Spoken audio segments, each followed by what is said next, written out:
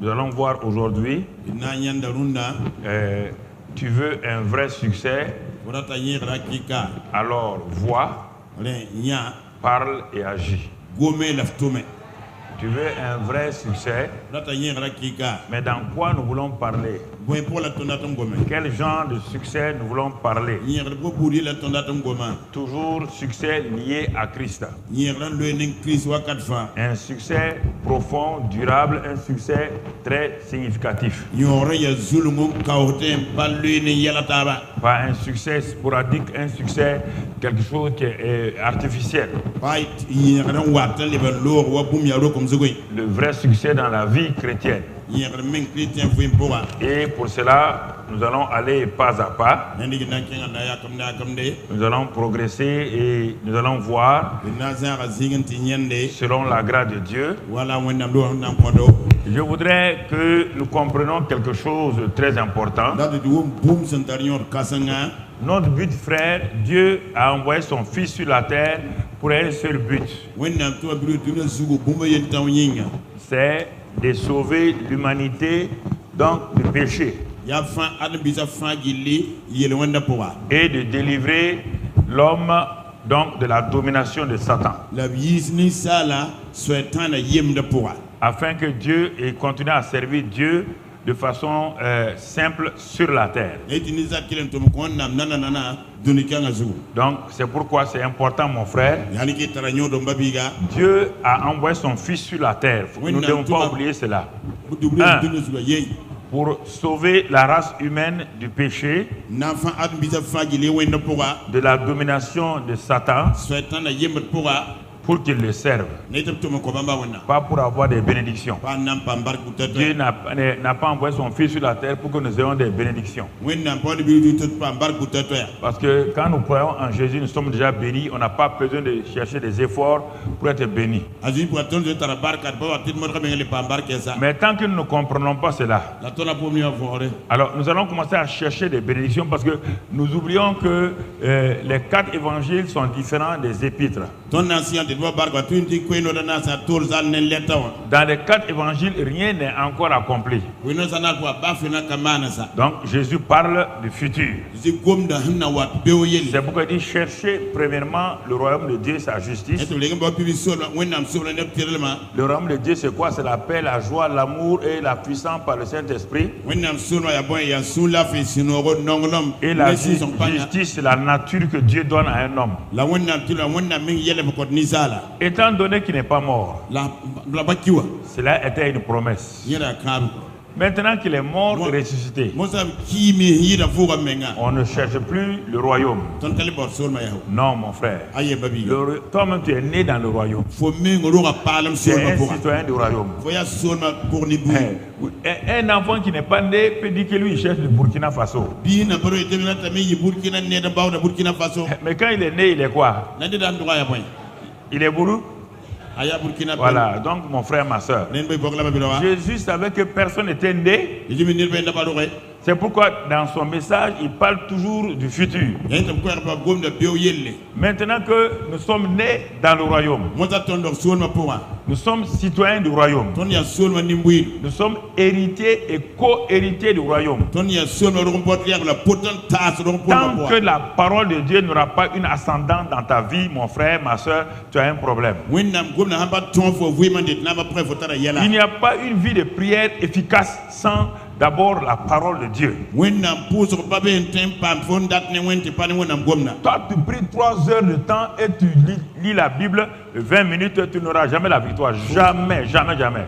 La prière ne donne pas la victoire sans la parole.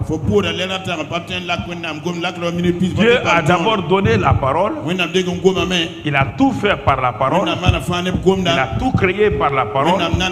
Il soutient toutes choses par la parole. Il ne fait rien sans la parole. Donc en ce moment-là, je dois être donc quelqu'un qui est lié à la parole de Dieu. Je dois manger. Dieu me dit que je me nourris de la parole. On n'a pas dit je me nourris de la prière. Il dit je me nourris de la parole de Dieu. Alors quand je me nourris de la parole de Dieu, je peux parler, je peux prier, je peux agir. Mais sans au préalable la parole de Dieu, parce que quand je vais aller prier sans la parole, je vais dire mes propres pensées. C'est ce que je veux là que je vais dire à Dieu. Dieu n'est pas lié par mes paroles. Dieu est lié par sa parole. Dieu est attaché à sa parole. Dieu veille sur sa parole. Dieu n'a jamais promis à quelqu'un que lui va pourvoir à ses besoins. Jamais. Il n'a jamais promis à quelqu'un qu'il va pourvoir aux besoins de quelqu'un. Il a dit, c'est en relation avec sa parole. Quand la parole de Dieu devient numéro 1 dans ta vie, quand la parole de Dieu a l'ascendant dans ta vie, quand la parole de Dieu se renforce dans ta vie, quand tu vis dans la parole, tu marches dans la parole, tu agis par la parole, alors tu vas commencer à voir effectivement déjà une transformation dans ton âme. Ton âme est métamorphosée. Puisque ton esprit est déjà né de nouveau, ton esprit étant régénéré, il n'y a aucun problème à ce niveau-là. Le Saint-Esprit vit dans ton esprit. Et toi et ton esprit et le Saint-Esprit sont un. Et il n'y a aucun problème au niveau de l'esprit. Le problème c'est au niveau de ton âme. Et la prière ne change pas l'âme. Romains 12:2 dit que de ne pas se conformer à ce monde-là, mais d'être métamorphosé par le renouvellement de l'intelligence. L'intelligence est renouvelée par la parole de Dieu. Et c'est important, frères et sœurs. Quand il y a ces choses-là, alors ma prière devient une simple communion. Ce n'est plus une lutte. Il y a beaucoup de gens qui font des combats de prière. Moi, quel combat? Ils combattent contre qui? Je ne sais pas. Ils combattent contre qui et contre quoi? Je ne sais pas. Puisque la prière s'adresse à Dieu. Si tu combats de prière, tu es en train de combattre contre Dieu ou quoi? Avec Dieu, c'est toujours la communion. C'est ça que le Saint-Esprit est venu faire. Pour nous apprendre à communier. Il est l'agent de la communion avec le Père au nom de Jésus-Christ. Voici mon frère, ma soeur. Si tu ne comprends pas ça, il y a des gens qui luttent dans la prière. Je n'ai jamais vu un lutteur dans la prière vraiment être heureux. Je n'ai jamais vu aussi béni ni prospère. Je n'ai jamais vu que Dieu pourvoit leurs besoins. Je le dis parce que je vois les gens. Non pas que la prière n'est pas bonne. C'est si la prière est faite dans des mauvais desseins, de façon égoïste, ça ne marche pas. Non mon frère, la prière a été donnée pour que je puisse parler à Dieu. Ce qu'il m'a déjà donné en Christ. Alors quand je vais dans sa présence, quand je demeure dans sa présence, quand je marche dans sa présence, alors je vois que ma communion avec lui est facile. C'est pourquoi mon frère, ma soeur, il faut d'abord que je vois Dieu tel qu'il est. Quand je le vois tel qu'il est, le reste est facile. Quand je le vois tel qu'il est, le reste est facile. Alors mon frère, tu veux un vrai succès, alors il faut que tu vois, tu parles et tu agis. Agis, j'ai mis 3 points de suspension sur la parole de Dieu. Alors nous allons ce matin revenir encore sur ça. Premièrement, nous devons voir le Seigneur avec les yeux intérieurs de notre cœur. Et cela est, même dans l'Ancien Testament, seul l'Ancien Testament faisait ainsi.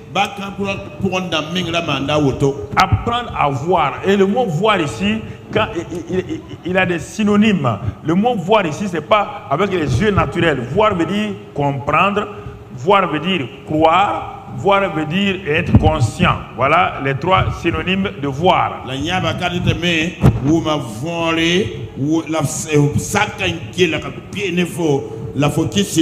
voir le Seigneur avec les yeux intérieurs de mon cœur, ça veut dire simplement croire ce qu'il dit, être conscient de sa présence, comprendre cela, c'est ça que ça veut dire. Pour le saisir, nous allons lire dans le livre des Hébreux, Hébreux 11. Hébreux 11, verset 27. La parole de Dieu nous dit, c'est par la foi que Moïse quitta l'Égypte. Ça c'est fort. C'est par la foi que Moïse quitta l'Égypte sans être effrayé de la colère du roi, car il se montra ferme comme voyant celui qui est invisible. Voir, parle et agit. On s'arrête là. Voici un homme, il est à 4000 ans de la venue de Jésus environ.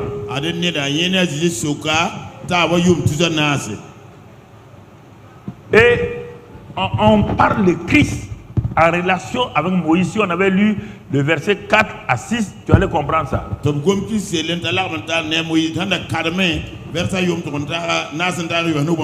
On va lire ces versets-là pour que tu comprennes mieux. Le verset donc, du moins 20, c'est ça, à 25. On peut lire cela si c'est possible. Non, je vais aller plus.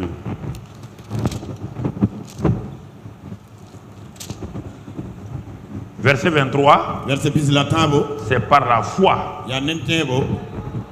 Même verset 24, c'est par la foi que Moïse, devenu grand, refusa d'être appelé fils de la fille de Pharaon, aimant mieux être maltraité avec le peuple de Dieu que d'avoir pour un temps la jouissance du péché. Écoutez, verset 26.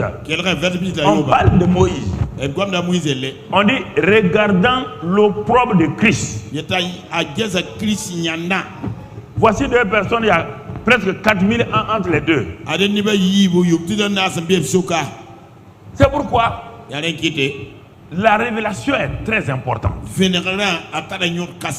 Je vais doucement que vous compreniez, parce que parfois les gens pensent que quand le pasteur va vite, maintenant c'est non. La compréhension, pour que ça rentre profondément, il faut que vous arriviez à me suivre. C'est à vous que je ralentis pour aller avant d'augmenter au fur et à mesure.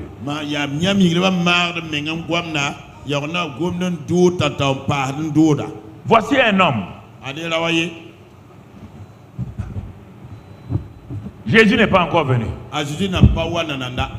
On te dit qu'il a vu, il a regardé à Jésus. Et on dit Christ. Il dit, regardant l'opprobre de Christ comme une richesse plus grande que les trésors de l'Égypte. Car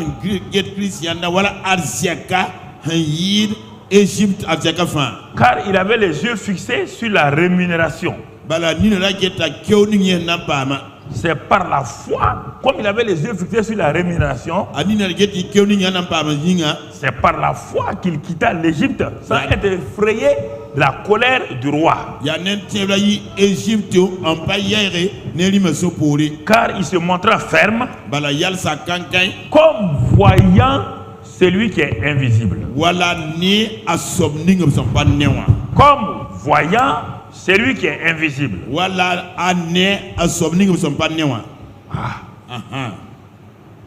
Voici le christianisme. Voir est la première chose. Comme voyant. Vous imaginez? Il y a deux personnes ici. Deux personnes. Viens là.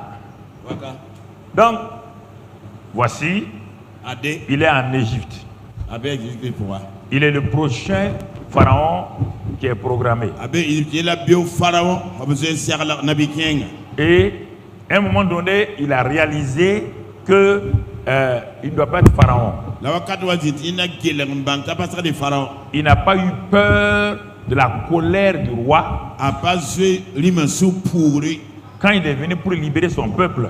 Le roi d'Égypte était fâché contre lui. Mais le jour où Moïse a offert l'agneau pascal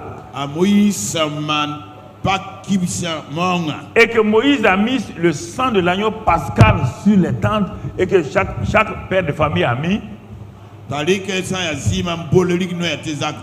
que l'ange de la mort est venu, il n'a pas pu les détruire, et que Dieu même les a aidés à sortir, une révélation est venue dans Moïse. Il a compris le futur. Il a compris que Dieu, avec cet agneau animal-là, préparait quelque chose qui est plus grand que lui ne peut pas comprendre.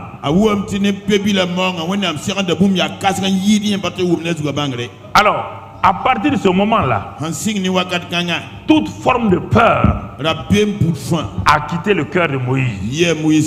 Quand il a vu l'ombre de l'agneau,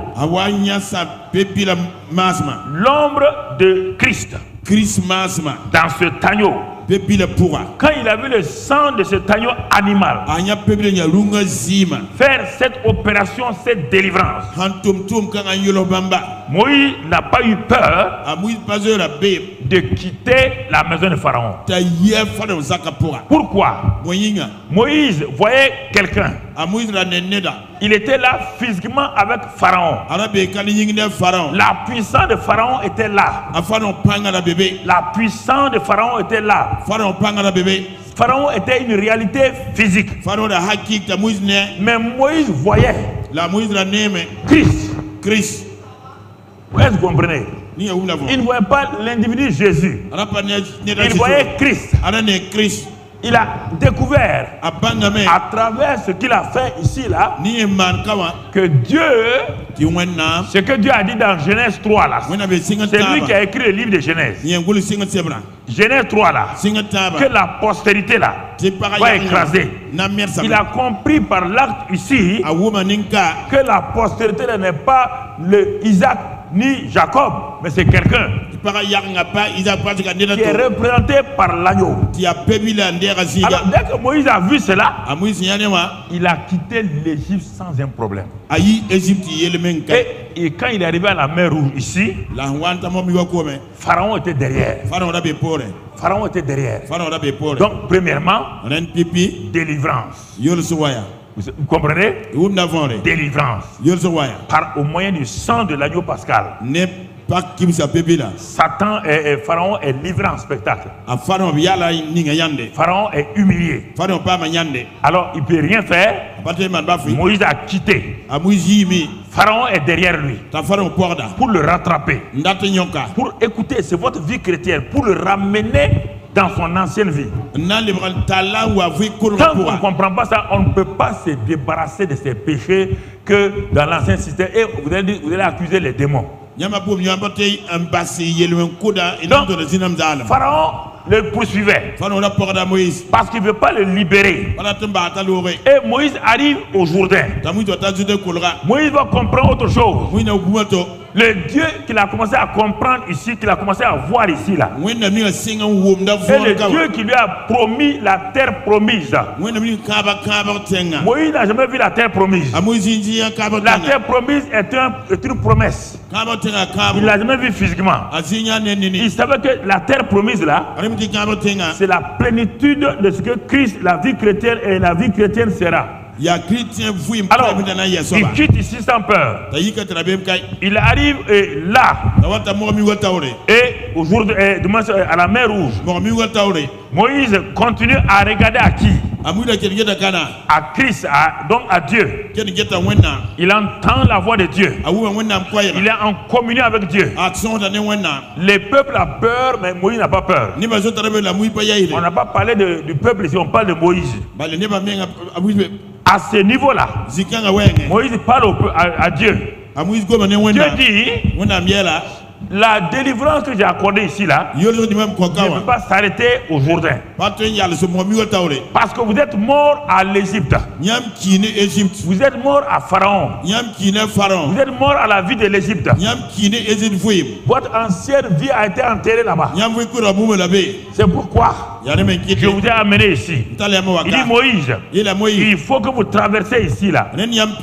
Et là encore, Dieu va parler à Moïse. Et ce que Moïse a vu ici, il va le proclamer là. Il va parler la parole de Dieu ici. Et il tend et il agit. La mer rouge s'ouvre. Moïse et son peuple passent. L'armée de Pharaon est engloutie ici. Écoute-moi, c'est ta vie là. Dès le moment où tu as vu la croix ici, l'agneau sacrifié ici, où l'agneau a été crucifié ici, ta vie ancienne, donc le pouvoir de Satan, le pouvoir des soldats de Pharaon, qui sont les esprits, n'ont plus le pouvoir. Et dès que tu es arrivé ici au baptême d'eau, parce que le peuple a été baptisé au nom de Moïse. Moïse était un genre de Christ, est une figure de Christ. Ils ont été baptisés au nom de Moïse. Et ils ont pu passer. La mer rouge s'est fermée. Et la mer rouge a englouti les soldats de Pharaon. Maintenant devant eux, frères, il y avait la terre promise. C'est là-bas où ils devaient aller. Ce qui les a bloqués, ce n'est pas Moïse. Ce n'est pas Pharaon. Ce n'est pas l'armée de Pharaon. Ce qui les a bloqués, l'intelligence non renouvelée. Voilà ce qui a tué l'Égypte. Israël. Est-ce que Pharaon a pu passer? L'armée de Pharaon a pu passer? Est-ce que les démons peuvent traverser le sang de Jésus? Est-ce que vous comprenez? Est-ce que Moïse a continué à lutter contre l'armée de Pharaon? Pourquoi vous voulez lutter contre quelqu'un qui est défait ici? Pourquoi vous voulez gêner et prier contre quelqu'un qui a été dépouillé à la croix du Calvaire, qui a été livré en spectacle à la croix du Calvaire? Pourquoi vous luttez avec vos péchés? Vous luttez avec vos péchés, pourquoi? Vous avez été enseveli ici. Vous avez été enterré ici. Et ici, mon frère, tu es passé. La vie nouvelle vient. Et ils devaient se réjouir.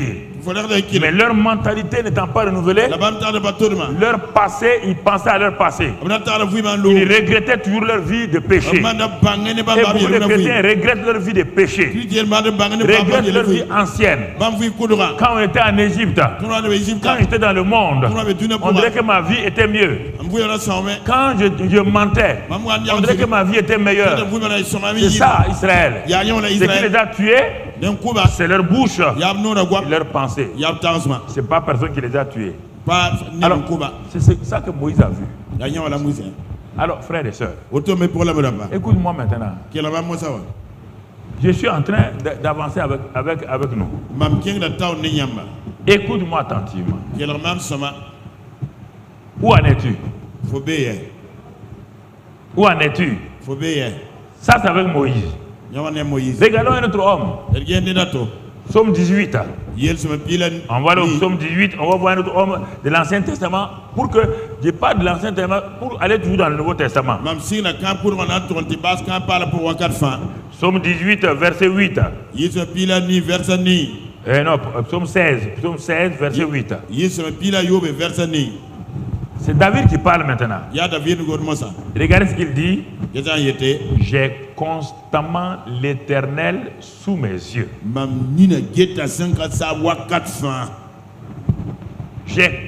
Et quand les chrétiens d'aujourd'hui, ils croient, aucun d'entre eux n'a vu Dieu physiquement. Aucun.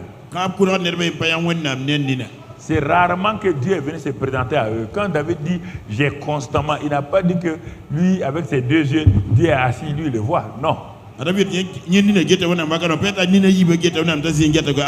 Non, mon frère, non, ma soeur. Il a décidé le Dieu qu'il a rencontré. Le Dieu qui lui a donné son esprit là. David a décidé de s'exercer à la conscience de Dieu avec lui en permanence.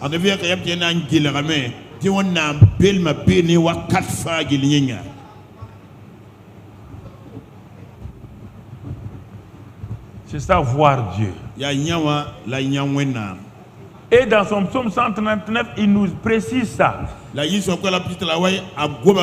Tellement il s'est exercé à cela. Il dit, quand je m'assieds, il me voit. Quand je me lève, il me voit. Il dit, aucune parole n'est sur ma langue qu'il la connaît déjà. Il dit, il m'entoure devant et derrière. Ça ne veut pas dire que David vivait quelque chose de magique. Non. David a maîtrisé son mental, sa pensée, son imagination, quand Dieu a dit qu'il est avec lui tous les jours.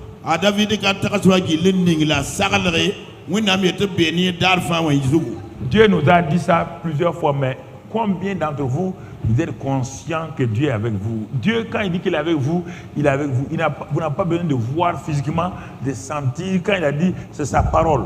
Vous ne vous appuyez pas sur ça. Vous dites, on va aller prier. C'est comme si tu quittais un vide pour aller dans la présence de Dieu. Ça, c'est l'Ancien Testament. Dans l'Ancien Testament, la présence de Dieu était dans un endroit. Dans le Nouveau Testament, toi, tu veux aller là. Tu vas avec la présence. Tu dors avec la présence. Tu te réveilles avec la présence. La présence est permanemment en toi. Mais comme tu n'es pas conscient, c'est pourquoi tu fais des bêtises devant lui et puis tu regardes et te laisses.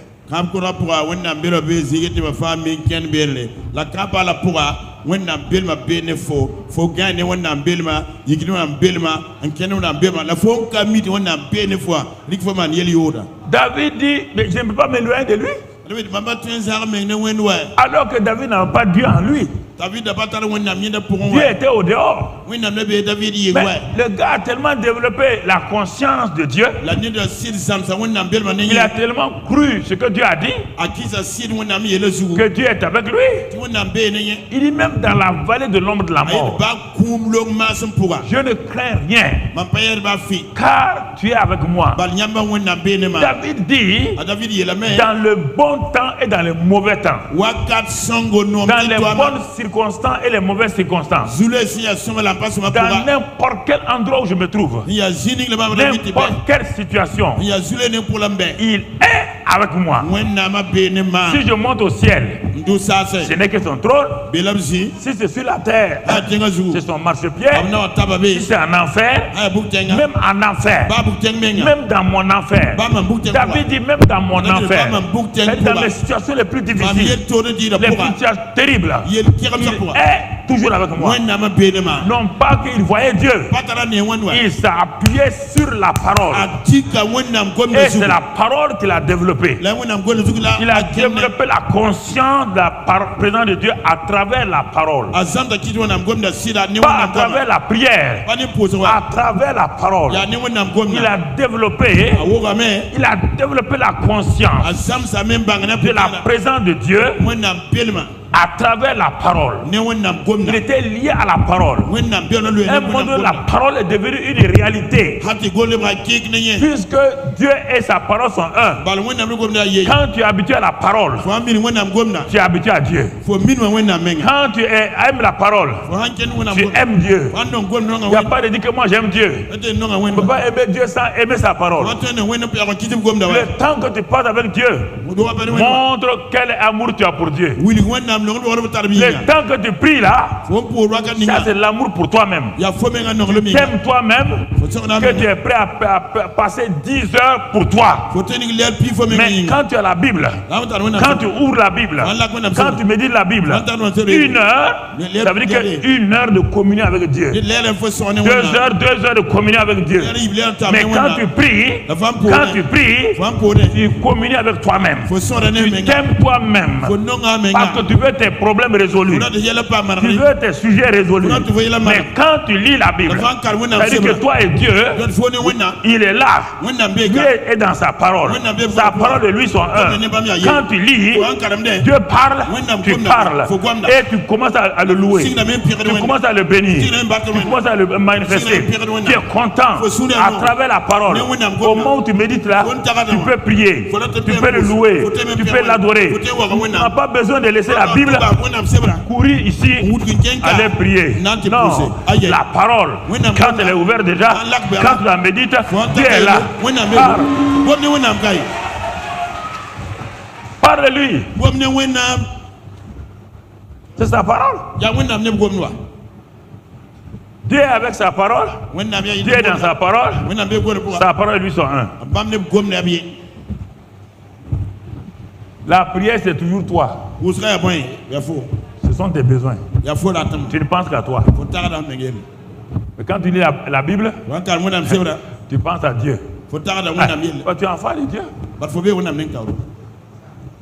Tu es enfant de quelqu'un. Sa parole est écrite là. C'est Dieu. Tu lui parles, il te parle. S'il y a des choses qu'il n'aime pas, quand tu arrives là-bas, tu dis ah ouais papa, tu n'aimes pas ça. Ouais, je vais abandonner ça. Pas besoin de prier. Tu as lu, papa a dit que lui il n'aime pas ça. Tu abandonnes. Il dit que lui il aime ça. Tu fais ça. Pourquoi les mariages ne fonctionnent pas? Parce que la femme n'aime pas ça. C'est ça que le mari fait. Le mari ne va jamais fonctionner. Tu n'as pas besoin d'aller prier. Tu vas aller prier pour faire quoi? Ta femme n'aime pas ça. C'est ce que tu fais. Après tu vas aller prier et tu n'as qu'à changer ta femme. Non. Elle n'aime pas ça. Arrête. Arrête. Pourquoi vous embêtez, vous vous fatiguez inutilement? Donc, tu veux que Dieu chante ta femme, la soumettre à toi comme ton esclave? Dieu va le faire. Ton mari, c'est la même chose. Toi, tu dis tu n'aimes pas, mais... ok. La parole. La parole. David dit, j'ai constamment, ta présence là, elle est constante. Et c'est pourquoi il dit, sonne mon cœur, sonne mon cœur. Il est tellement conscient, il sonne mon cœur. Pour voir s'il n'y a pas de mauvaises choses. Quand les gens disent ça, les gens ne comprennent pas.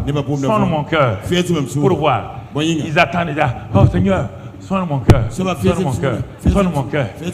Ah, Saint-Esprit, sonne mon cœur. Misérable. Prends la Bible. La Bible est là. Voilà la sonde de Dieu. Voilà la sonde de Dieu. C'est ça sonde comme ça. Il va te sonder comment? Est-ce que Dieu était un docteur avec des sondes? Voilà sa sonde. Sonde-moi. Dieu dit bon, prends ma sonde alors. Où est ta sonde? C'est ça là. Tu vas voir. Tu ne seras pas sondé. Tu seras sondé. Sondérisé. Tu seras un sondé. Un sondeur. Et tu seras sondarisé. Mon ami, mon frère. C'est ça la parole de Dieu.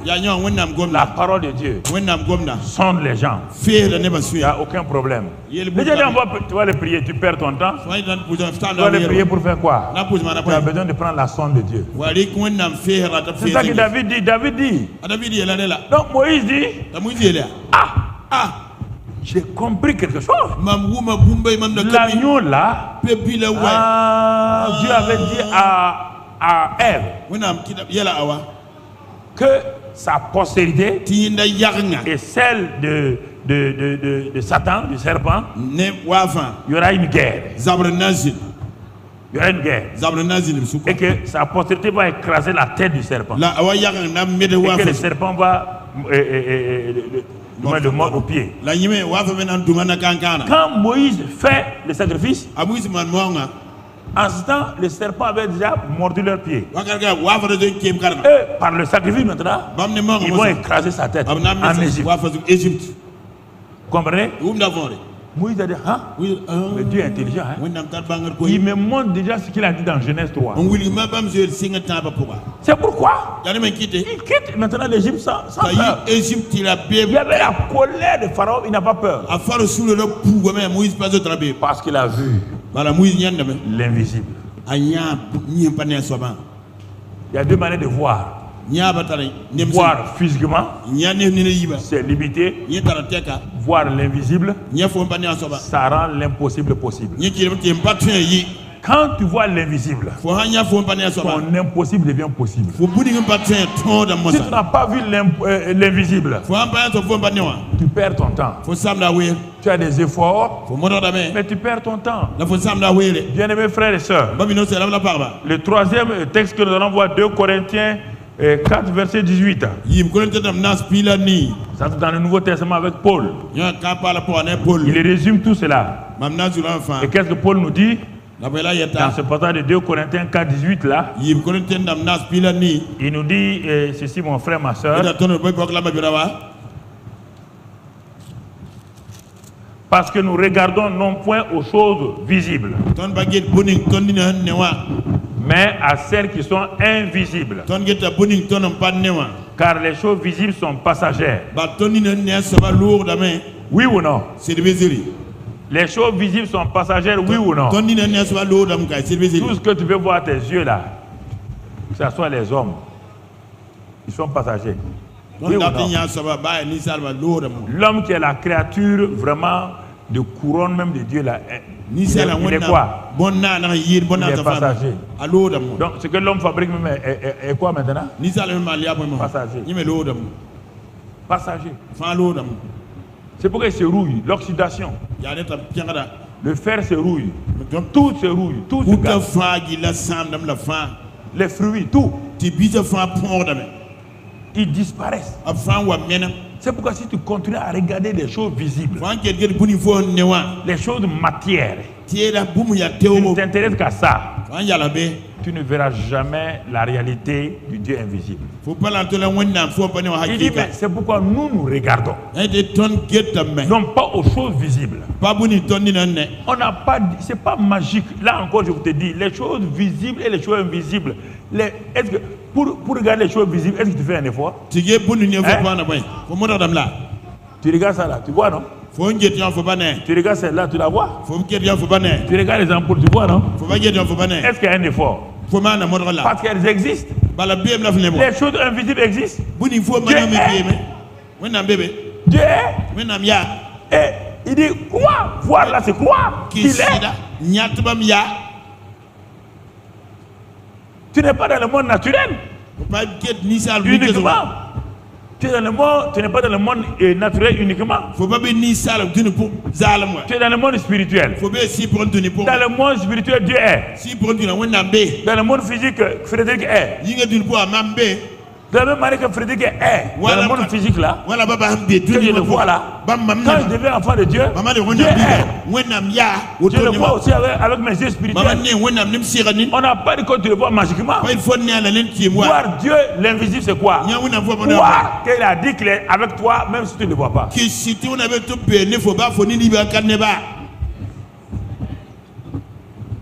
Vous voulez, je vous pose la question, vous voulez voir tout le temps Dieu là? Si Dieu apparaît, si tu peux rester? Hein? Donc il ne faut pas vouloir des révélations magiques et mystiques. Apprends à voir Dieu, son caractère dans la Bible. Regarde, si tu prends les 4 évangiles, quand tu prends les 4 évangiles, tu commences à les lire, tu verras Jésus clairement. Tu le verras dans les 4 évangiles là. Quand tu commences à lire l'évangile des gens, quand tu commences à dire, on dit la parole était Dieu, elle était avec Dieu, on dit la lumière était la vie des hommes. Et à tous ceux qui ont cru à cette lumière là, ils leur donnent le pouvoir d'être enfants de Dieu. Il dit cette parole a été incarnée. La loi est venue par Moïse, la vérité et la justice sont venues par Jésus. Et il continue. Suis-le. Dans Jean 1, Jean 2, suis-le à Canaan. Suis-le à Canaan. Suis Jésus à Canaan. Continue, Jean 3. Suis-le avec Nicodème. Jean 4. Suis-le avec la femme samaritaine. Jean 5. Suis-le quand il parle aux gens en disant que lui ne fait que ce qu'il va faire au Père. Suis-le. Suis-le partout. Quand tu le suis, comme quand tu lis la Bible, tu ne lis pas de façon ordonnée. Tu ne peux pas découvrir Jésus en prenant un verset ici, un verset là. Tu as un monstre, tu as fabriqué un monstre. Beaucoup de chrétiens ont leur monstre qu'ils veulent dominer.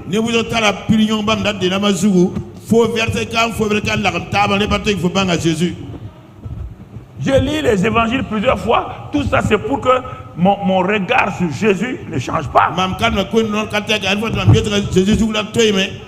Et je le découvre tel qu'il est.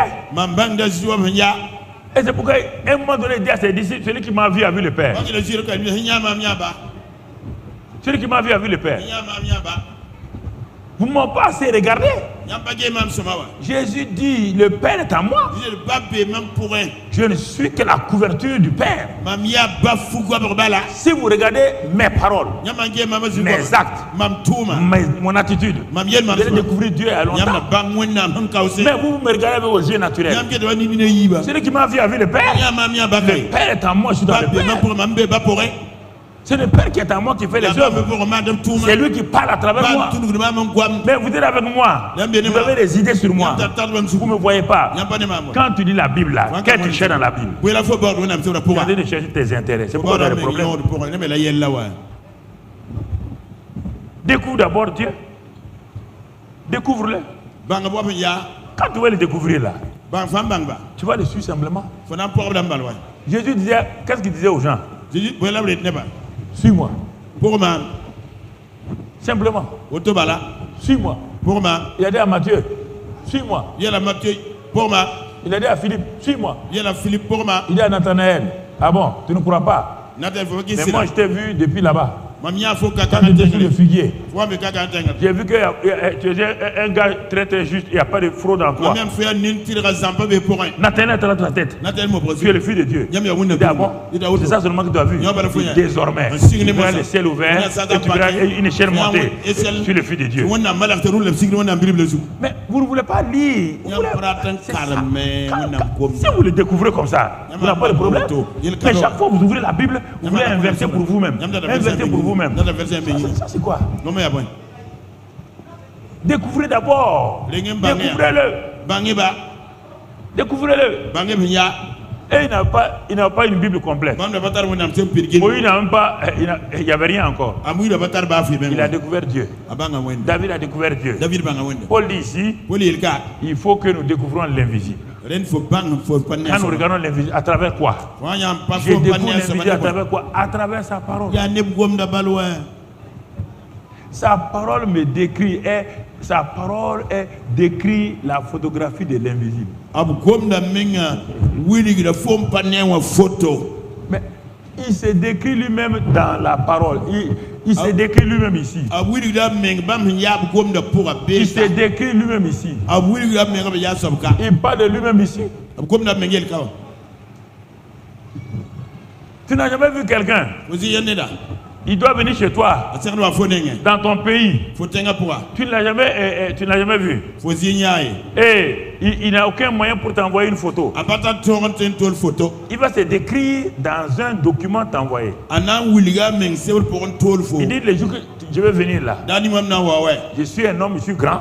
Il y a tel temps, tel teint. Et je vais porter tel habit.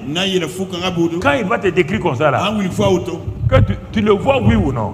Est-ce que tu le vois oui ou non? Quand tu vas à l'aéroport, sans photo, quand tu vas le voir, tu vas le reconnaître oui ou non? Pourquoi? Parce que tout ce qu'il t'a envoyé là, tu as lu et tu l'as vu.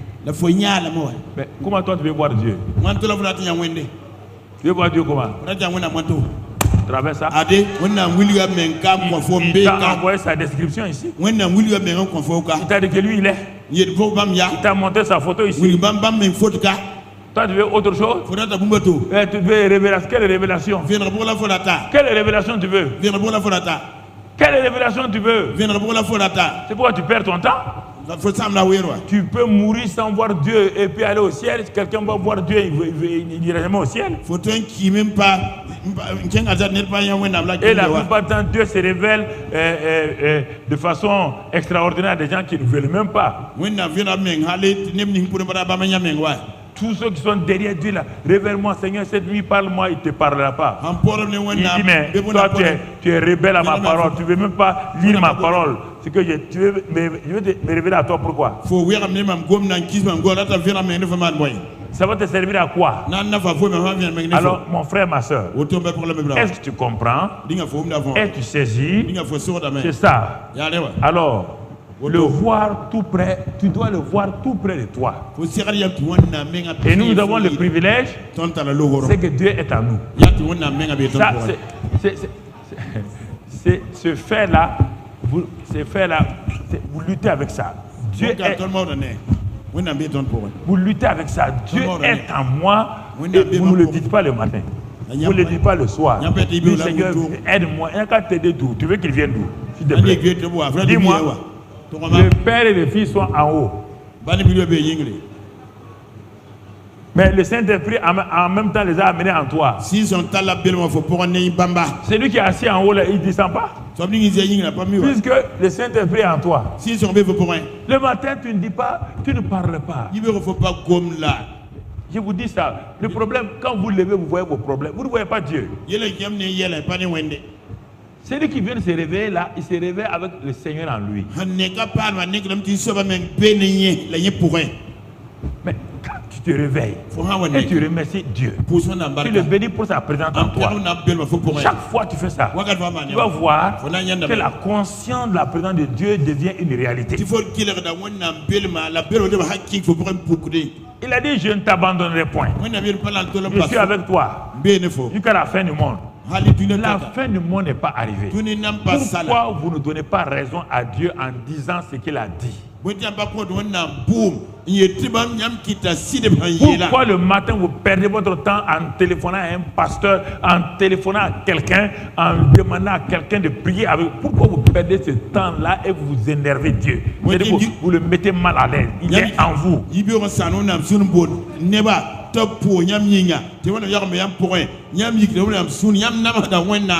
Mais tu veux le savoir par la parole. Pas par des sensations, pas par des sentiments. Alors quand il y a ça là, tu as le repos, tu as l'assurance. C'est ça qui donne l'assurance et le repos. Alors tu sais et que tu sais que le Seigneur est en toi. Il est avec toi. Tu ne regardes pas les symptômes, les douleurs, les difficultés que tu as dans ton corps. De même que les douleurs qui sont dans ton corps, le même Seigneur aussi est dans ton corps. Les douleurs que tu sens là, les symptômes que tu vois là, ça c'est physique. Le Seigneur est en toi. Le Seigneur est en toi. Donc, toi, tu as à toi de choisir. Les douleurs sont en toi. Le Seigneur est en toi. C'est à toi de choisir. Mais toi, tu préfères choisir les douleurs. Et tu laisses le Seigneur. Chaque jour, tu es conscient de tes symptômes, de tes douleurs. Chaque jour, tu es conscient de ton manque. Ce qui te manque. Oh, ce que je n'ai pas. Il dit, l'Éternel est mon berger, je ne manquerai de rien. Pourquoi quand tu te lèves le matin, tu ne dis pas ça? Seigneur, tu es mon berger. Je ne manquerai de rien. Ce n'est pas une publicité. C'est pour affirmer à ton cœur ce que Dieu est. Mais quand on dit je ne manquerai de rien, est-ce que les gens, mais comme les gens ils veulent n'importe quoi là, c'est pourquoi je ne manquerai de rien. De quoi? Les choses essentielles. Il m'a déjà béni de toute bénédiction. Il est à moi. Je veux manquer de quoi?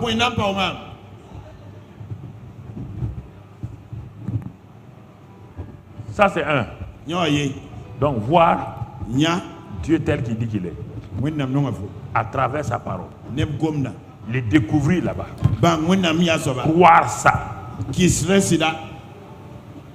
Maintenant, je vais le découvrir à travers ce qu'il a fait pour moi. Si je ne découvre pas Dieu tel qu'il est, je ne peux pas accepter ce qu'il a fait pour moi, je ne veux pas accepter, je ne vais jamais accepter.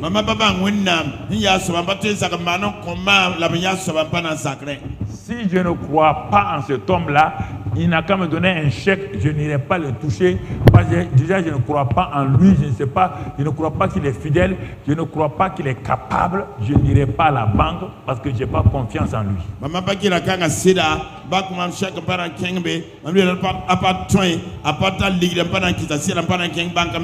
Mais quand je le vois, qu'il est en moi, avec moi, il est ma toute suffisance.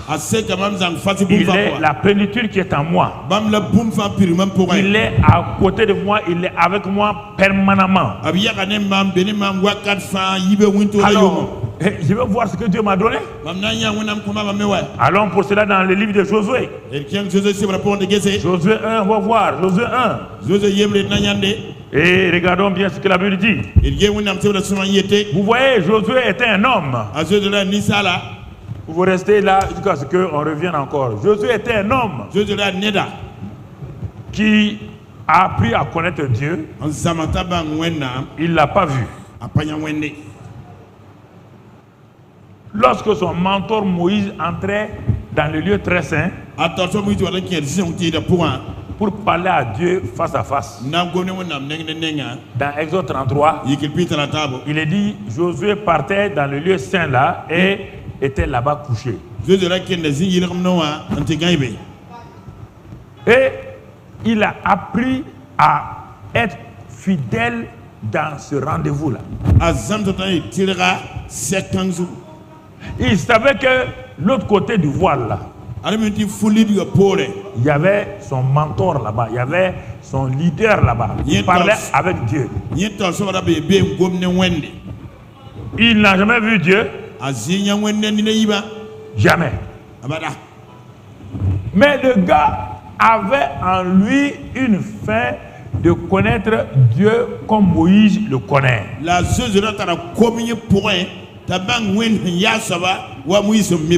Moïse n'a pas dit à Josué, petit malin, orgueilleux, tu veux être comme moi, tu viens te mettre dans le lieu saint comme moi. Non.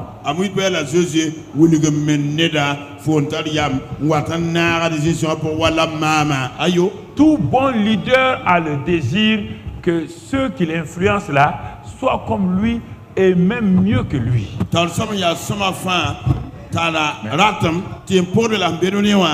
Mais à condition que ceux qui les suivent osent, acceptent de payer le prix que le mentor a payé.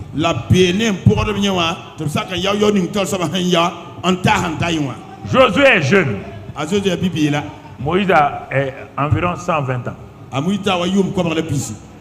Qu'est-ce que ce jeune-là fait ici, qu'est-ce qu'il fait? Va là-bas, il y a des jeunes qui sont dehors. Josué dit non, pas question, je suis ici.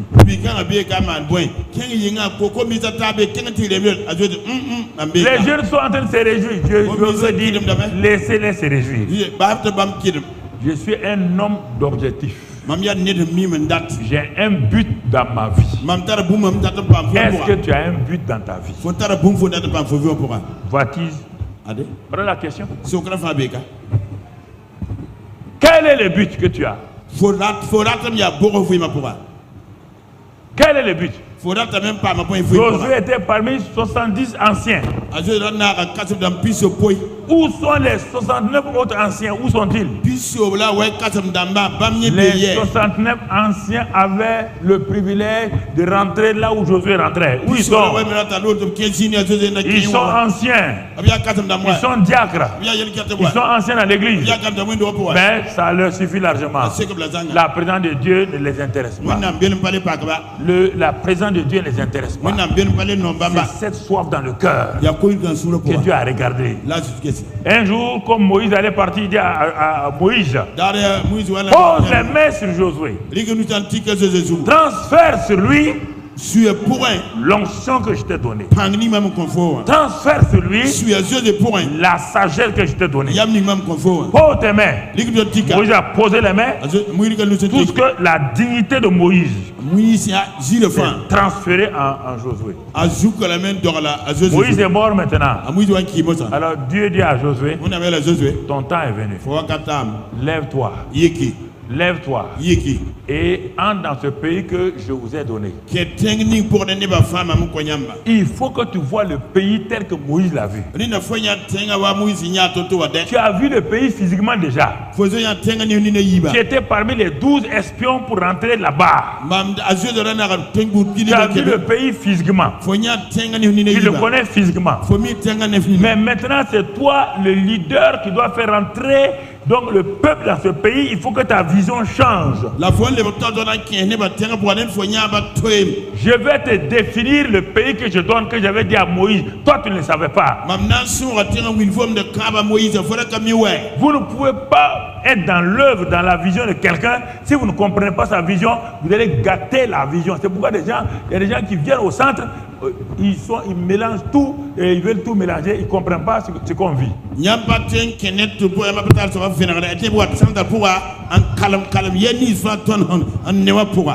Et ils voient une église, c'est-à-dire que pour eux, centre veut dire TBI ici où le pasteur que non, nous on a une vision.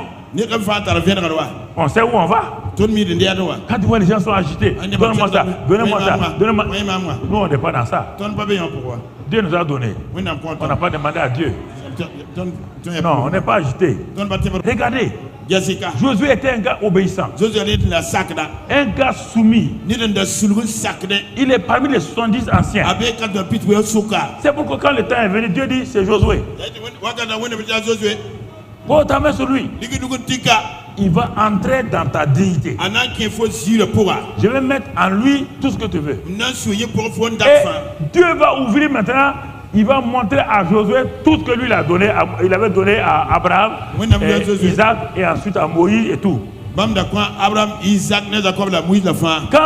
Moïse envoyait Josué comme espion, Josué, rien ne lui appartenait. Il était un envoyé de son maître. Il était un envoyé de son maître pour aller explorer le pays. Maintenant, il est passé d'explorateur et il va passer comme leader. Pourquoi Dieu va le mettre comme leader? Loyal et fidèle à Moïse. Loyal et fidèle à Moïse. Le visionnaire. Il était loyal et fidèle à Moïse. Loyal et fidèle. Deuxièmement, un homme, quand on l'envoie en mission, il accomplissait la mission. Moïse monte sur la montagne. Il a Josué descend dans la vallée. Combat Amalek. Je donne le pouvoir, l'onction. Il combat Amalek. Deuxième chose, c'est un homme de fidèle et loyal. C'est un homme engagé. Quand on l'envoie en mission, il fait la mission. Troisième chose, c'est un homme dont il avait faim et soif de la réalité de Dieu. Là où son mentor était, il n'était pas loin. Quand Dieu a dit à Moïse, monte sur la montagne, je vais te donner la vision. Il dit, monte avec les 70. Ils sont arrivés à un niveau, ils ont mangé. Et maintenant, quand les anciens ont mangé, ils ont dit, on a vu Dieu. Quand on mangeait là, ça c'est dans Exode 24, on a vu Dieu, on a vu la gloire de Dieu. Josué a dit, taisez-vous. Quand ils ont fini, on va descendre vite. On va le dire à nos femmes que nous on a eu grande vision. Josué dit quoi? Je suis Moïse. Il est monté plus haut que les autres anciens. C'est ça qui détermine ceux qui vont succéder. C'est ça qui détermine ceux qui vont succéder. Il suit le mentor. Il suit le leader. Ils n'ont pas peur. Et les voilà maintenant. Voilà Josué qui est tout prêt. Dieu dit à Moïse maintenant, c'est bon. Josué est prêt. C'est toi seul qui dois monter. Et la première personne quand il descend, c'est Josué qui le rencontre. J'entends les anciens qui sont descendus là avaient fait le veau d'or. Ils ne sont pas loyaux, ils ne sont pas fidèles. C'est eux qui ont fait le veau d'or. Et le grand frère de Moïse, on lui dit que il dit qu'on ne sait pas où ton grand frère, ton petit frère est parti. Il est monté sur la montagne. Toi, tu connais Dieu. Tu as vu comment Dieu agit en Égypte. Et toi, tu vas faire un veau d'or. Et Aaron. Aaron, il y a Moïse qui aime ça. Faut me wende. Ta Moïse a fait yao. Faut bien en wendam tumnik Égypte. Nama narabine sanam. Tu l'as la wende. Parce qu'il n'était pas loyal. Il y a des gens qui suivent les gens par intérêt. Il n'y a pas de fidélité, il n'y a pas de loyauté. C'est pourquoi ils font des veaux d'or. Est-ce que Josué a fait des veaux d'or? C'est pourquoi il a succédé parfaitement. Sans problème. Ne venez pas dans une église parce que vous avez des intérêts. Nous sommes dans le royaume. Nous voulons glorifier Dieu. On ne veut pas dans une église parce qu'on est membre de l'église. On ne veut pas dans une église parce qu'on est diacre. Pas parce qu'on est ancien. On vient parce que nous sommes membres du corps de Christ. Nous voulons la gloire de Dieu. Donc Dieu dit à Josué, voilà le pays devant toi. Maintenant tu as quitté explorateur. Tu deviens leader. Et tout leader doit avoir une vision. La vision est celle que Moïse avait. Là, voilà. Voilà la terre promise. Voilà ses limites. Voilà ses frontières. Tout est décrit dans Josué 1, verset 1 à 6. Tout. Dieu décrit tout. Il dit Josué, je te dis une chose, spécialement. Comme tu as été fidèle à Moïse, comme tu as été fidèle à moi, nul ne tiendra devant toi tant que tu vivras. Oh, quelle parole! Quelle parole! Quelle parole! Nul, quoi qu'il soit, nul ne tiendra devant toi. Tu n'as pas compris ça, je vais te le montrer à la fin. Tant que tu vivras. Je serai avec toi. Je ne t'abandonnerai pas. Je ne te délaisserai pas. Donc, voir Dieu tel qu'il est. 2, voir ce que Dieu t'a donné. Dieu nous a tout donné en Christ. Nous sommes plus que Josué. Josué n'avait qu'une terre promise. Nous avons plus que ça. Nous avons Christ. L'amplitude de Dieu. La plénitude de Dieu. Nous avons Christ. Dieu te dit, regarde Christ. Regarde Christ. Regarde ce qu'il est. Mais quand Dieu a décrit, quand il a décrit la terre promise, tout ce que la terre promise avait, les maisons, l'or, tout. Et ensuite toutes les promesses. Pas de femmes qui avortent, pas de morts prématurés.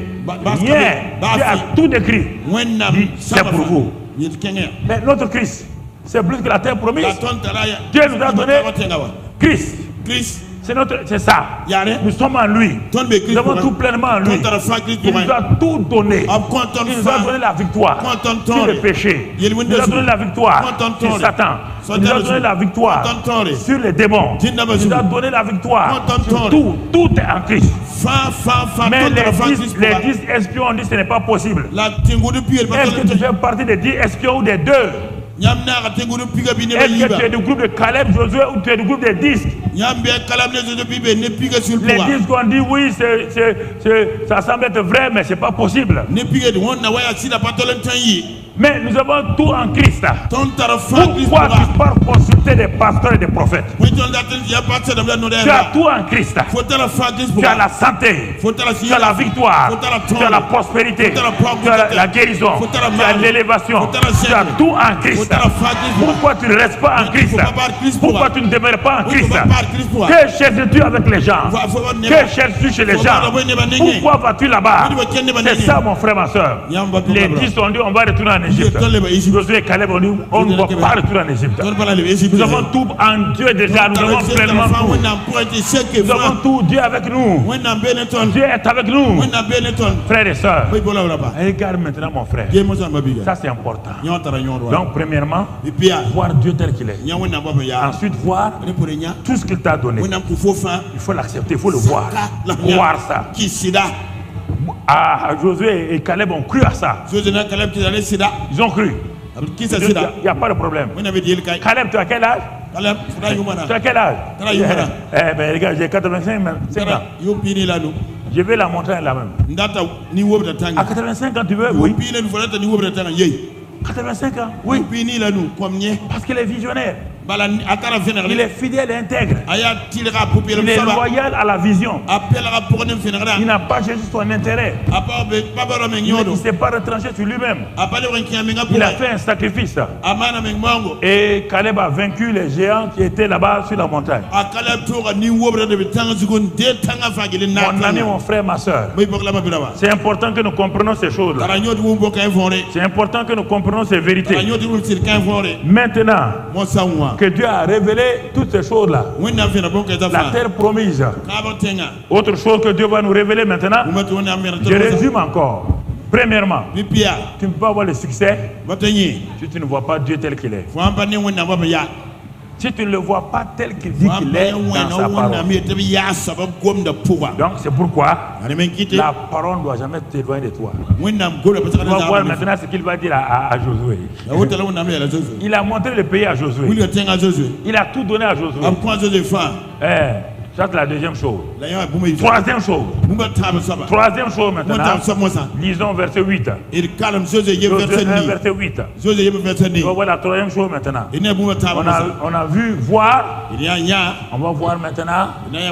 Parler. Que ce livre de la loi ne s'éloigne point de ta bouche. Voici la loi principale de la confession qu'on va vous donner. Bon, maintenant, je vous dis les lois du succès. Premièrement, dans le royaume des cieux, il n'y a pas de succès tant que tu n'as pas eu la révélation de l'auteur du succès. Le succès n'est pas une technique. Le succès est lié à une personne. Et tu as des conditions pour le succès. Tu as ses lois pour le succès. C'est de découvrir son caractère. De découvrir ses qualités. De découvrir qui il est. Et ensuite, quand tu as découvert, tu crois ce qu'il est. Maintenant, ce qu'il t'a donné. Dans l'Ancien Testament, on dit ce qu'il t'a promis. Dans le Nouveau Testament, on ne dit pas promesse. On dit ce qu'il t'a donné en Christ. Il faut que tu vois ça. Tu vois l'auteur du succès. Tu vois ce qu'il t'a donné. Et quand tu as vu ça, la terre promise là, dans l'Ancien Testament, ou bien pour nous, Christ, c'est la même chose. Nous, on n'a pas de terre promise. Non, on n'a pas de terre promise.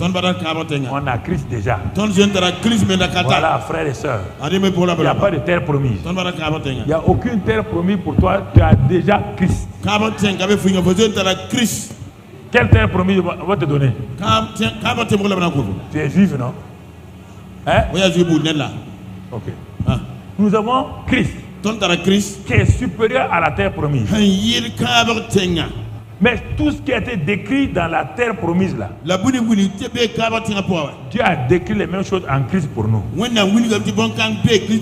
Va prendre Éphésiens, lis le Colossiens, va lire tous ces passages là. Tu vas découvrir que ce que tu as en Christ est supérieur à ce qu'ils avaient dans la terre promise. Éphésiens, Colossiens, tu vas les découvrir. C'est ça, je me régale. Quand je prends les épîtres, je me régale. Je prends tout ce que Dieu a dit là, je prends possession de ça. Vous êtes plus que vainqueur. Je dis oui, merci Seigneur. Je suis plus que vainqueur. Et toi, tu cherches à être plus que vainqueur. Tu vas être vainqueur plus. Comment? Comment tu seras plus que vainqueur? Quel combat tu vas mener? Quelqu'un a mené le combat, il a gagné, il te le donne. Tu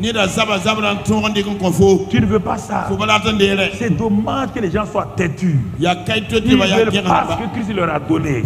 Ils veulent reproduire ce que Christ a déjà fait. Tu es Christ? Jésus? Non. Tu fais partie de son corps. Il t'a déjà tout donné. Il t'a donné sa justice. Il t'a donné sa sagesse. Il a dit que tu es lumière. Tu dois éclairer les gens. Tu n'as pas besoin de demander à être lumière. Faut voir tous les causes qu'il faut leur viennent moi. Il dit que moi mon père était lumière. Quand il y avait des ténèbres, il a envoyé sa nature lumière. Moi je suis lumière. Quand je suis venu, tous ceux qui sont dans les ténèbres, je les ai éclairés. Vous êtes lumière. Il dit éclairer les gens. Vous ne voulez pas éclairer les gens. Il dit Seigneur, je vais être. Tu vas faire de toi lumière comment? Tu es déjà lumière. Tu es déjà sel. Tu es victoire.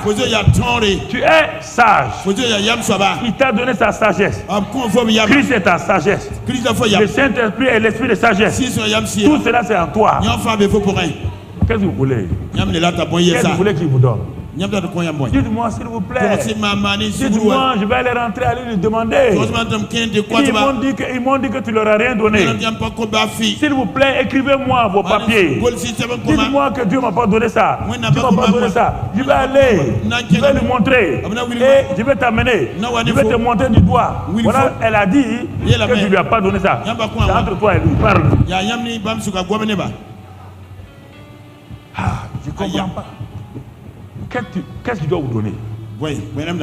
Il a tout réuni en Christ. On dit ce qui est dans les cieux, ce qui est sur la terre. Il a réuni un seul paquet, il a mis en Christ. Et Christ est en toi. Tu veux quoi? Vous voulez quoi? S'il vous plaît, vous voulez quoi? Vous vous promenez là, vous cherchez quoi? Vous voulez tromper les gens, vous voulez quoi? Pourquoi aller gâter vos noms? Pourquoi escroquer quelqu'un? On va te gâter ton nom. On gâte le nom de Christ. Pourquoi vous voulez vous emparer des choses alors que Christ vous a donné? Soyez honnête. Soyez intègre. Et c'est fini. Je ne sais pas pourquoi. Frère, regardez. Il dit à Josué, maintenant, tu m'as vu à travers tes temps avec moi. Tu as vu ce que je t'ai donné. Je t'ai donné même les frontières de la terre promise. Je t'ai donné tout. Le pays est clair, il n'y a rien. Voilà les frontières, l'Euphrate, l'Arabie, tout ce qui est le Liban. C'est une réalité. Christ est une réalité. Alors, pourquoi vous êtes dans la misère? Christ est une réalité. Le pays là est une réalité. Je sais pas. Il y a tout là-dedans. Il y a guérison. Il y a multiplication. Il y a bonne santé. Il y a la prospérité. Ils n'ont même pas pu goûter ça. Pourquoi? Parce que leur bouche va les créer problème. Leur bouche, c'est ce qu'on va voir. Même chose, c'est le même principe. Quand il a fini de dire toi à Josué, il dit maintenant mon gars, reviens dans Josué 1:8 maintenant. Et c'est ce qu'il nous dit ce matin. Il dit, hey, mes enfants, que ce livre de la loi, en ce temps-là, est-ce qu'il y avait la Bible au complet? Mais le livre qui était là, on dit de faire quoi avec ce livre-là? Qu'il ne se rend point de ça. Alors, si le livre ne peut pas se lire de sa bouche, le livre doit être où? Dans ses mains, non? C'est-à-dire qu'il doit le lire, non? Si tu veux rentrer à Canaan, si tu veux la terre promise, que je t'ai décrite là, si tu veux une vie chrétienne victorieuse, si tu veux la prospérité, si tu veux manifester toutes ces choses-là, Josué, il n'y a pas d'autre secret. Que ce livre-là ne s'éloigne pas de ta bouche. Qu'est-ce que vous faites de la Bible régulièrement? Pourquoi vous tenez la Bible et vous dites autre parole? On n'a pas dit que, il dit que le livre là ne s'éloigne pas de ta bouche. Ne s'éloigne pas de ta bouche. Dis ce que le livre dit.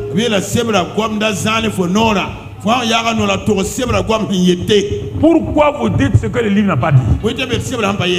Et vous voulez être d'accord avec Dieu? Ah oui, vous savez, comme j'étais en France quand je prêchais, non, on est en France ici, c'est pas la même condition. Qui t'a dit ça? Moi j'étais converti où? C'est pas en France. J'ai eu beaucoup de gens où? C'est pas en France. Si je quitte Ouagadougou, ils m'avaient installé à Paris. Avant 2 ans, il y a une église de 5000 personnes. C'est quoi ça? Qui t'a dit que la France n'est pas chose? Quand il vote France, ce n'est pas un sac. Qui t'a dit ça? Quand tu as vu le forêt. Qui t'a dit ça? Quand tu as vu le forêt. Mon frère, ma soeur. Qui t'a raconté des histoires comme ça? Ça, c'est toi qui vas faire autre. Pourquoi? L'échec, vous éloignez votre bouche du livre.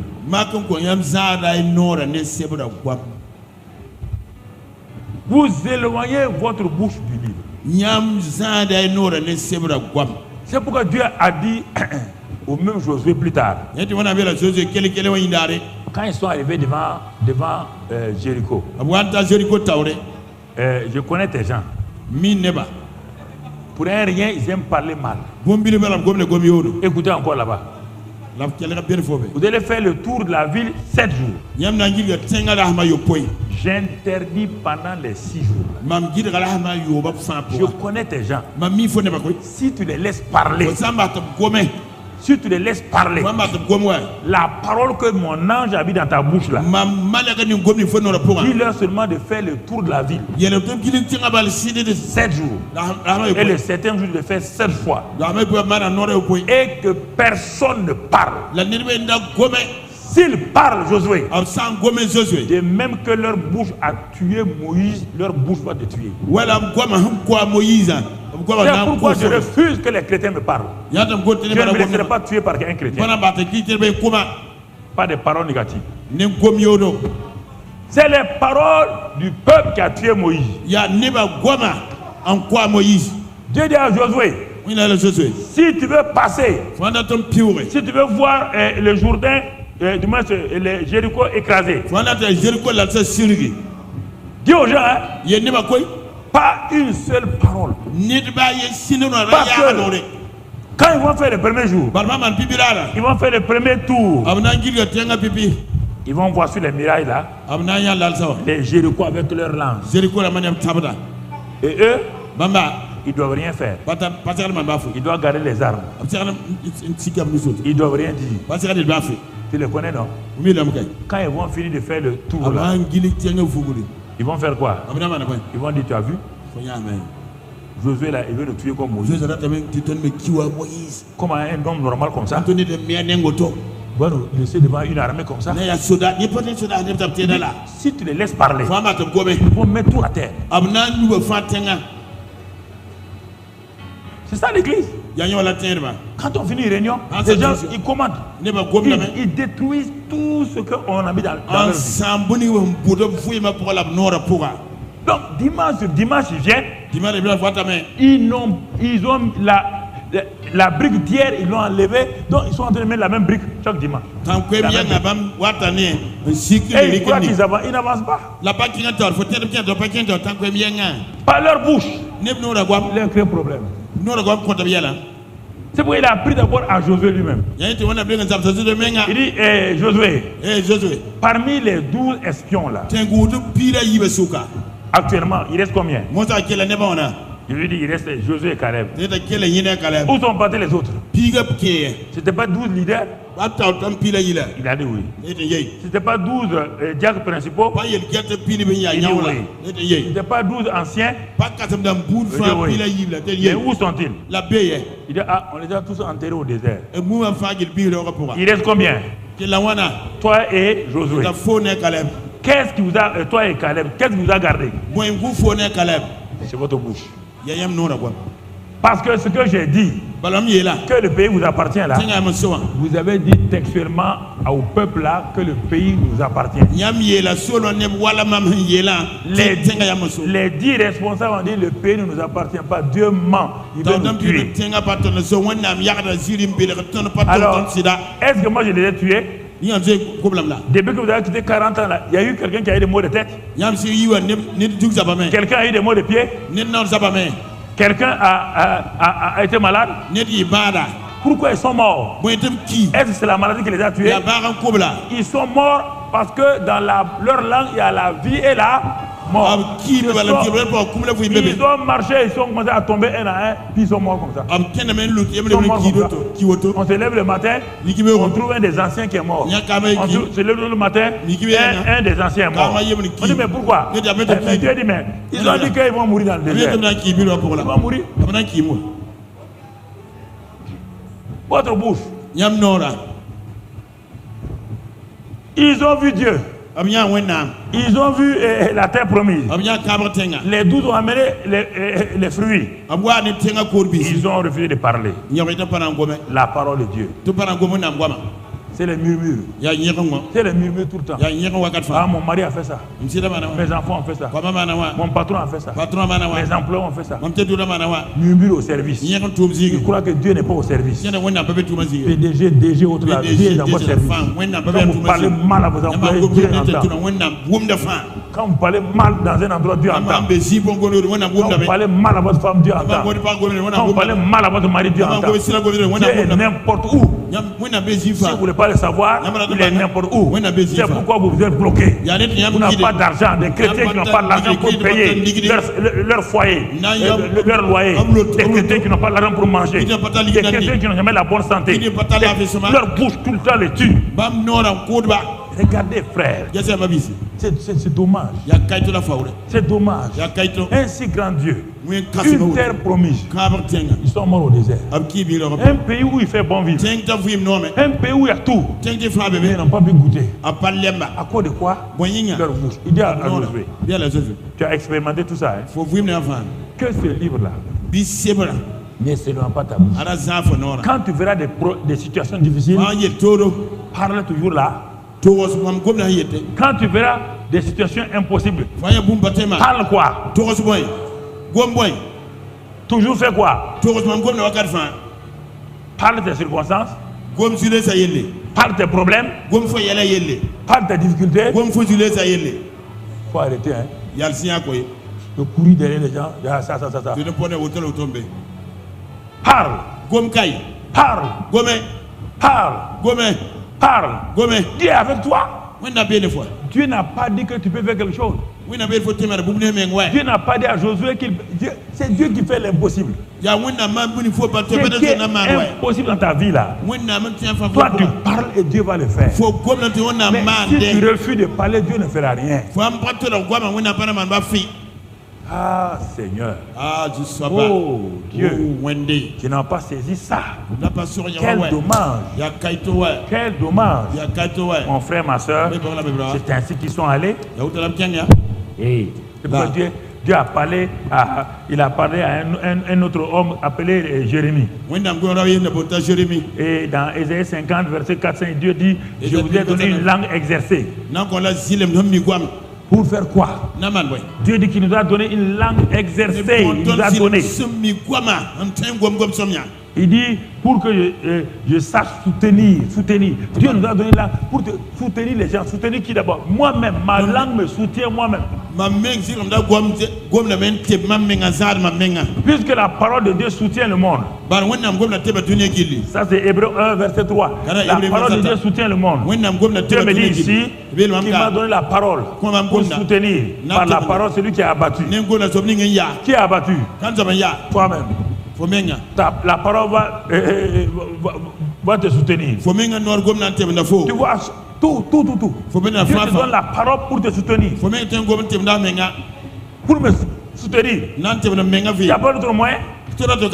Ma femme ne peut pas me soutenir, je ne peux pas soutenir ma femme. La langue de sa femme doit la soutenir, ma langue. Et maintenant, quand on parle ensemble, en commun, on peut faire un exploit de 10 000.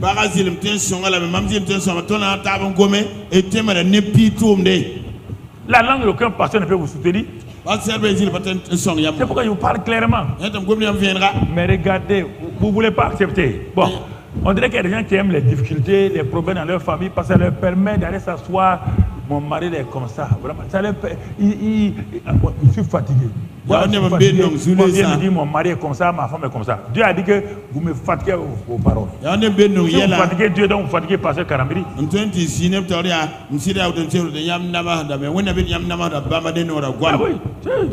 fatiguez Dieu. Vos paroles sont rudes contre moi. C'est que dans Malachie 2, Malachie 3. Vous parlez mal. Il dit comment? Mais comment? Les gens qui font le mal là, ils réussissent. Ah, c'est si vous savez, ils réussissent.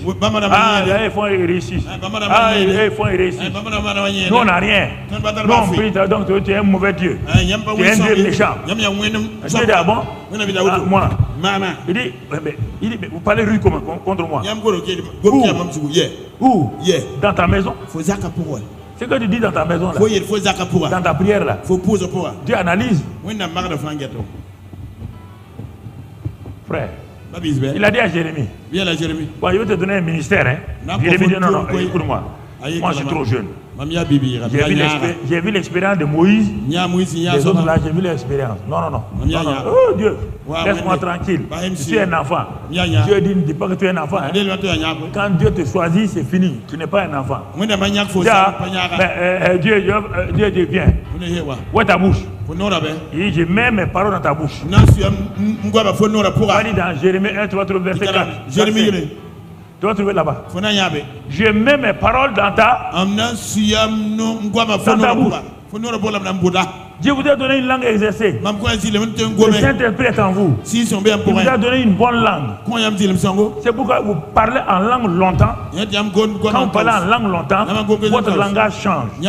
Quand vous parlez la parole de Dieu en esprit, la parole du Saint-Esprit, vous priez en langue, priez en langue, priez en langue.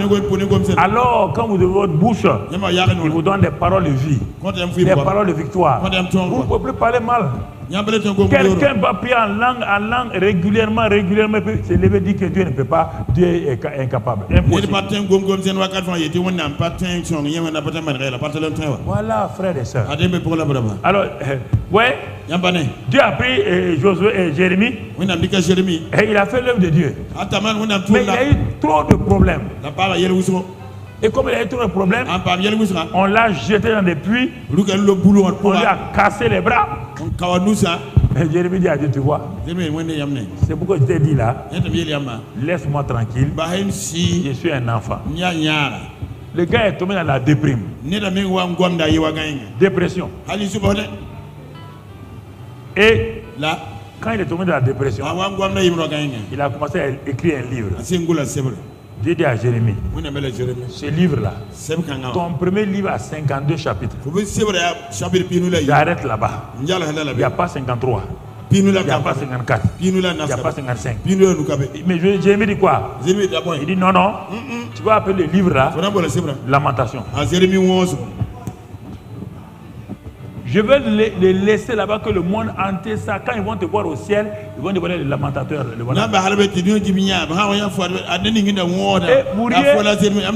C'est la même chose. Dieu a mis ses paroles dans sa bouche. Le gars s'arrête. Il dit dans Jérémie, Lamentation de Jérémie 3, que Dieu a fermé la porte à ses prières. Que Dieu l'a enfermé. Que Dieu a pris un caillou, il a cassé ses dents.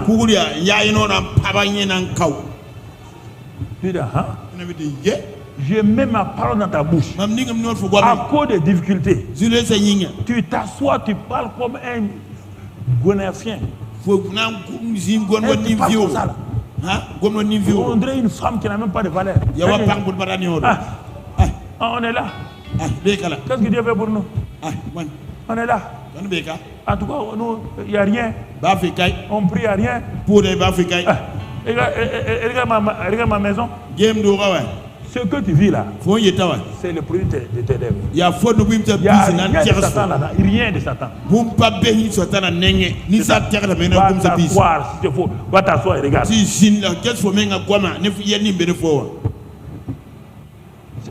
faut éviter de participer aux choses des gens. Si tu veux venir me voir, viens me parler de tes problèmes. Ne me parle pas des problèmes de quelqu'un d'autre. Je n'aime pas ça.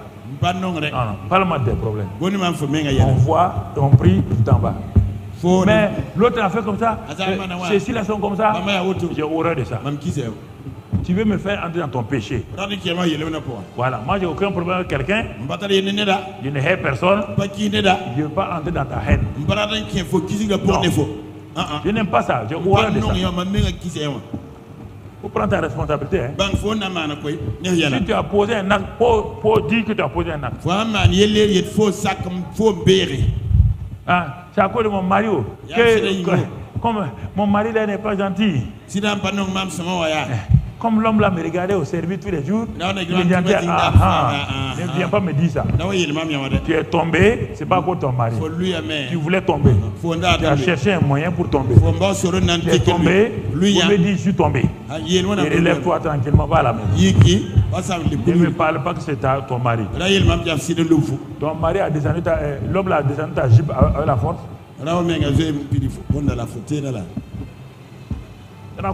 Tu es parti chez lui, non? C'est l'homme là qui est parti t'appeler au service pour aller chez lui. C'est pas toi qui as marché là-bas. Voilà. Non, il ne faut pas raconter des histoires. Chacun a son péché. Chacun a dit son péché. Il faut ouvrir votre bouche, dire la vérité à Dieu. Et là, c'est facile, Dieu vous pardonne. Il n'y a rien de plus facile que le pardon des péchés. Dieu dit que lui, il est juste et fidèle pour nous pardonner.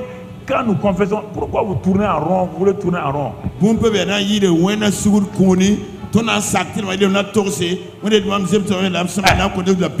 mon mari là. C'est mon mari là. Vraiment, il n'est pas facile. Il n'est pas facile. Si tu n'es pas facile, toi tu es facile, il y a un problème. Si ton mari n'est pas facile, toi tu es facile, il y a un problème. C'est parce que tu es plus difficile que ton mari. Il n'est pas facile. Il n'est pas facile. Est-ce qu'il y a un homme facile sur la terre? Il y a un seul homme facile. Il y a une seule femme facile. Personne. Personne n'est facile. Personne. Donc, faut pas. Non, frère. Il faut. Dieu, quand les disciples de Jésus là étaient faciles. Quand Jésus s'en va, à un moment donné, il marche. Il y a un qui dit arrêtons-nous là. Il dit mais quand le gars là va partir, qui sera chef? Il faut qu'on résolve le problème.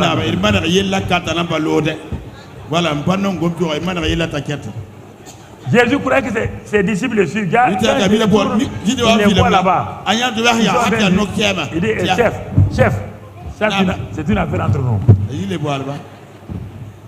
Bon, Jésus l'a dit. Le monde a des chefs, des dictateurs et tout. Vous, là, vous devez vous servir les uns les autres. Dis chef, on a compris. On a compris, vraiment. Tu es un bon maître. Après Jésus dit maintenant, le temps est venu pour partir. Ils ont c'est qu'on a dit le jour. Quand il va partir là, est-ce qu'il a désigné quelqu'un? Dit non. Bon, ok. Qui va être le chef? C'est ça. Les hommes sont comme ça. L'humanité est comme ça. Ils cherchent toujours, ils veulent parler. Ils cherchent. Non. Écoutez, frère. Notre vie est égale à la somme des paroles que nous prononçons.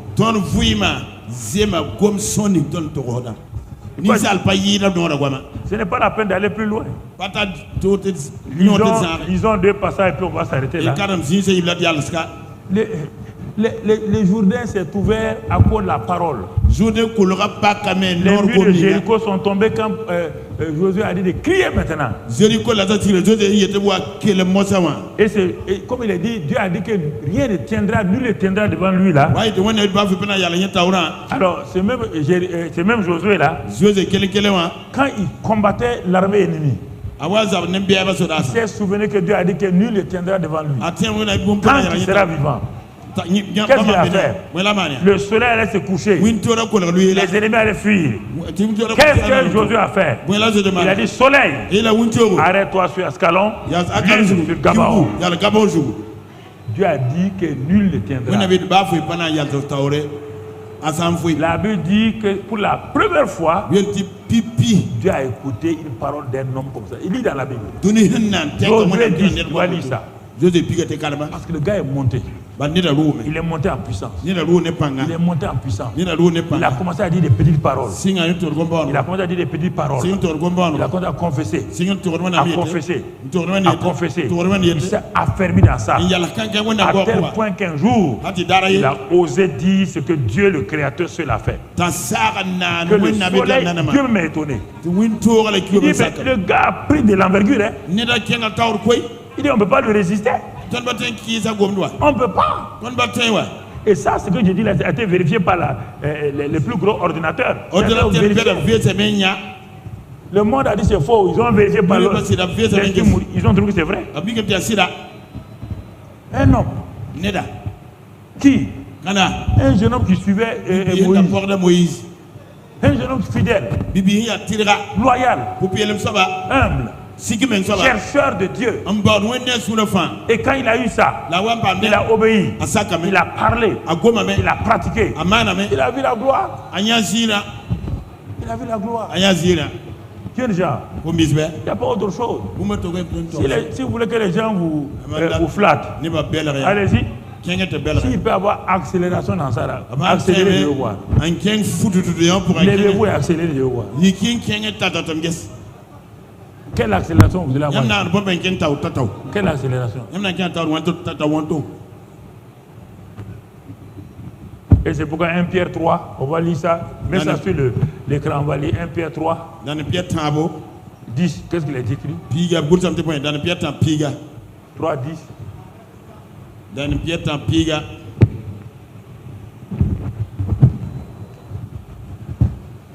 On va lire simplement. Ça, je vais te laisser 2 passages. Si quelqu'un en effet veut aimer la vie et voir des jours heureux,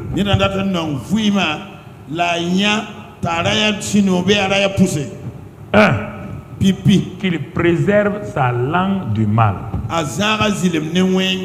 On dit non, moi je crois il a pris. Non, on dit ta langue, tu devais être heureux. Préserve ta langue du mal et tes lèvres des paroles trompeuses. Comment quelqu'un même peut, quand il ouvre sa bouche, il veut tromper les gens? Mais parfois, je crois que c'est une insulte. Non, pasteur. Parfois, on veut faire comme ça là. Toi, tu viens. Me voir un homme comme ça. Toi, tu veux me manipuler. Et tu ne sais pas que j'ai aussi la parole de connaissance. Tu ne sais pas que j'ai le discernement d'esprit. Toi, tu viens devant moi, tu veux me manipuler. Il y a des gens, je dis, bon, ok, très bien. Bon, merci, que Dieu te bénisse. Tu es en train de faire de quoi? Tu veux voir les jours heureux? Parole trompeuse. Parole trompeuse. Parole trompeuse. Tu veux être heureux? Il dit, éloigne-toi de ça. La suite, rapidement. La suite. Qu'il s'éloigne du mal. S'éloigne du mal. Et fasse le bien. Qu'il recherche la paix et la poursuive. Si vous ne cherchez pas la paix avec les gens, si vous voulez dire aux gens que lui il est mauvais, vous êtes confessé, vous ne serez jamais heureux. Dit la Bible. Qu'il recherche la paix et la poursuive. Vous voyez bien? Pourquoi? Regarde la suite. Car les yeux du Seigneur sont sur les justes et ses oreilles sont attentives à leurs prières. Ouais, on vient à la prière maintenant. Vous avez vu la fameuse prière là? On arrive maintenant. Là, Dieu va entendre tes prières quand? Quand tu éloignes ta bouche de quoi? Quand tu préserves tes lèvres de quoi? Quand tu t'éloignes de quoi? Maintenant quand tu vas prier, Dieu va t'entendre. Toi, tu trompes les gens. Tu parles mal aux gens. Tu vas aller prier. Ça peut aller? J'espère que vous allez entendre le comment. Termine. Et qui vous maltraitera si vous êtes pour le bien? Continue. D'ailleurs, quand vous souffrirez pour la justice, vous serez heureux. Etc. Si toi tu vois cette parole-là, tu la laisses. Tu veux continuer à vivre. Mais, ok. Ce que tu veux que tu saches, Dieu le sait. Toi-même tu sais. Le diable sait. Et si tu viens devant moi aussi, je le sais. Donc tu sais déjà que tu as des problèmes. Dieu sait que tu mens. Dieu sait que ta langue est trompeuse. Le diable le sait. Toi-même tu le sais. Si tu viens devant moi, je vais le découvrir. Donc mon ami, il faut changer. C'est mieux pour toi. Si tu ne veux pas, tu fais ce que tu veux. C'est pourquoi il a dit. Il dit à Jérémie 15, 19. Jérémie 15, 19, il dit. Et Jérémie, dis-leur, hein, si tu veux réussir, il dit, si tu éloignes toi du mal, si tu te rattaches à moi, tu seras comme ma bouche. Tu seras comme ma bouche. Moi, je vais être comme la bouche de Dieu. Pas autre chose. Baissons la tête. Excellent Père. Oh Dieu glorieux. Nul n'est semblable à toi. Alors frère, sœur, baisse bien la tête. Regarde comment tu souffres. Regarde comment tu n'as pas la paix. Simplement ta bouche. Ta bouche. Ta bouche. Elle dit ce qu'elle n'a pas vu. Elle dit ce qui est contraire à la parole de Dieu. Elle proclame des murmures. Parce que tu n'as pas vu Dieu tel qu'il est. Tu n'as pas vu Christ tel qu'il dit que Dieu est. Et c'est pourquoi tu parles mal. Tu parles négativement. Alors prie avec moi cette prière. Dis avec moi, oh Seigneur. Je veux te voir tel que tu es. Car je ne t'ai pas encore découvert. J'attendais te voir de façon mystique. Mais je me suis rappelé aujourd'hui que c'est à travers ta parole qu'on peut te voir, te connaître. C'est à travers aussi tes faits en Christ que je peux savoir ce qui m'appartient. Mais Seigneur, je n'ai pas fait tout cela. J'ai axé tout sur la prière. Sans te connaître, sans m'appuyer sur tes faits. Et malheureusement, ma bouche a mal parlé. Et tu n'as pas regardé mes prières. Mais aujourd'hui, je me tiens dans ta présence. Je te remercie, Père, pour ta grâce, pour ta fidélité. Parce que tu pardonnes toutes mes iniquités. Tu me purifies de mes péchés par ton sang, pour que je marche désormais dans ta présence avec crainte et respect, en te glorifiant, en aimant mon prochain, en bénissant mon prochain, et aussi en pratiquant la parole. Merci Père, c'est au nom de Jésus que j'ai prié. Amen. Amen. Voilà, merci. Voilà.